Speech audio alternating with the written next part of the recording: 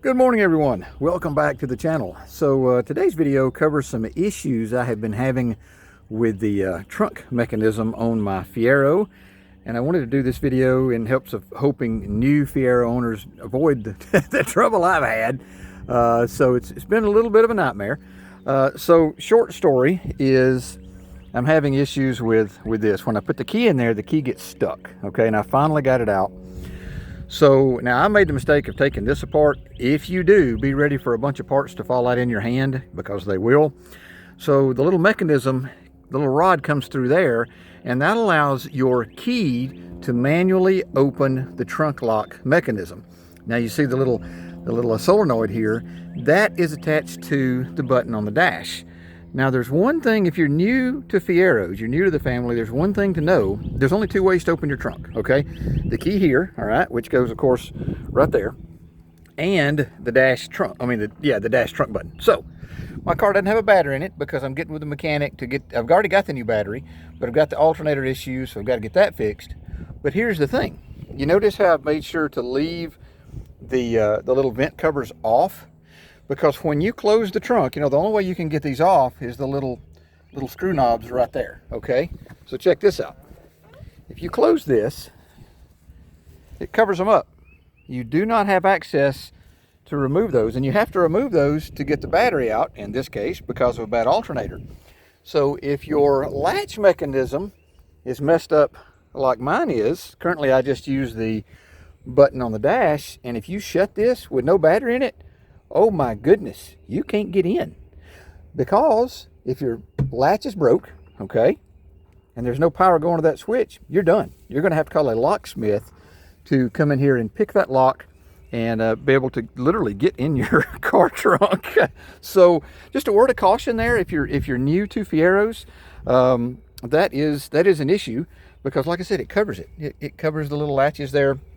So the way I do it, if I'm working on it, you know, in this case, battery's out, just leave that in the trunk. Now also, these things have this nasty gooey strip, and it's the part that goes up against the windshield, the rear windshield there. I guess technically that would be rear glass. Windshield's technically in the front. Anyway, you see all the gooey stuff?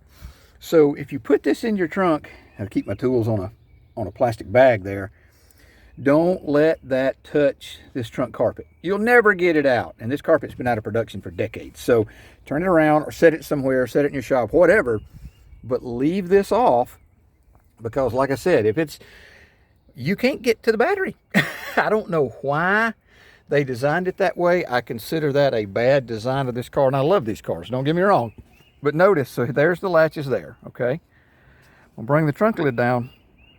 You can't get to them. You would think that they would have either put them a little more forward or notched the trunk out a little more rearward, so in the event of an emergency, you would be able to get to those. So I hope this video is helpful to the new Fiero owner, or even the veteran Fiero owner that's never had these issues before. But that right there, that is a nightmare. And when my lock mechanism messed up, so the first thing I did is I pulled all this crap out thinking, okay, it's in here. Well, it's not. It's actually in the lock that goes in the trunk. But when you got a screw here, okay, and then you have a screw here, and you have a screw here, and all that comes apart.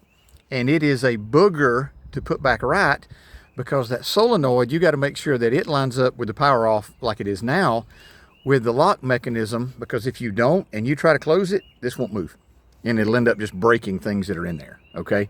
So if you take that apart, do it very carefully, because like I said, once you pull that solenoid cover off and all that's under spring tension, it's a nightmare. Try to avoid that if you can. I learned that the hard way. Now, one of the main purposes of this video, I'm trying to get out of the sun, I'm outside, I apologize. So this little cover here, okay, that is actually what secures the lock mechanism in place in the trunk, okay? It secures it from coming, you know, fore and aft and laterally. And I should have done the video when I was fixing it, but I was too concerned with getting it fixed. So that thing's got two little metal prongs that go up, and they secure the lock mechanism, okay? And mine were bent. And when I pulled it out, they were bent. And it wouldn't go back in, and it wouldn't go back in. And you have to look, there's a certain way it'll fit. One way it will, and it's only go one way, okay? So if you happen to pull that out, what's going to happen is, again, I found out the hard way, this just kind of floats free and it falls down that way inside the rear trunk. And you have to have 6 hands to get that thing back in position where it currently is now. Pretty much flush, the top's sticking out just a touch, you see there, but the sides are flush. That'll let you know that you're right, because otherwise that little metal clamp will not fit. Try to force it, you'll bend it even worse. So mine was bent from the factory. I guess they just forced it in there. I mean, unfortunately, we all know the CQ at the time, the quality control. But when you take that out, the barrel, the lock mechanism, is just going to flop free, okay? And that, of course, still a little got a free play, but it works. It goes in the mechanism like it's supposed to. But be mindful when you pull that out, turn it sideways. Again, I apologize for the glare. Turn it sideways because the little tangs go up and they basically do that, okay? And there are 2 little prongs that go up like this, actually. But check them, because that's what puts tension against the barrel mechanism. It actually pushes it this way. The way they're bent, you can't see it on video, but it keeps it good and snug in there. So when you turn your key and all that. So I have determined that the barrel is bad, so I'm going to be getting with the guys at the Fiero store, getting a new barrel and taking it to my local locksmith and get them to, adjust it to my keys, because I still have the factory original keys. So definitely want to, try to salvage whatever we can here. But yeah, I learned that the hard way. It's either going to be this if you have a lock issue, or it's going to be that. And, those are all they're metal parts, There's not much in there to break. So if you're having issues with your trunk, the most important thing to remember is, particularly if you have the battery out, if your battery's dead, if it's out, whatever, that switch up front, it ain't gonna work. So ensure that you can, of course, get access to those little mountain lugs there. I don't know why Fiero, well, technically Pontiac, the engineers at Pontiac. Come on, Aldi, I know you could have done better than that, buddy. I know you could. I mean, look what you did, this beautiful car. I guess that little piece of engineering just slipped through the cracks. Who knows? But I hope this video gave you some information.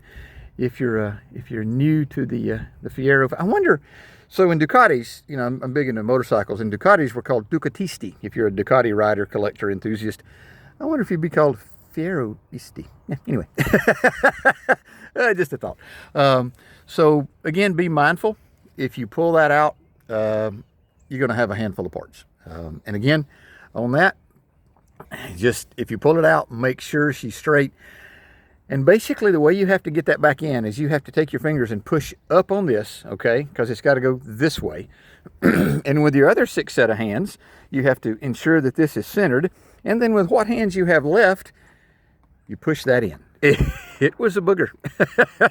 But I got it done, and I wanted to pass the info along to anybody else that may encounter this issue. So as always, thanks for watching. I do hope you enjoyed the video. Hope you found it entertaining and educational. If you did, please consider subscribing to the channel. Being a new, small YouTube channel, that really helps me out. Thanks for watching, and have an absolutely great day.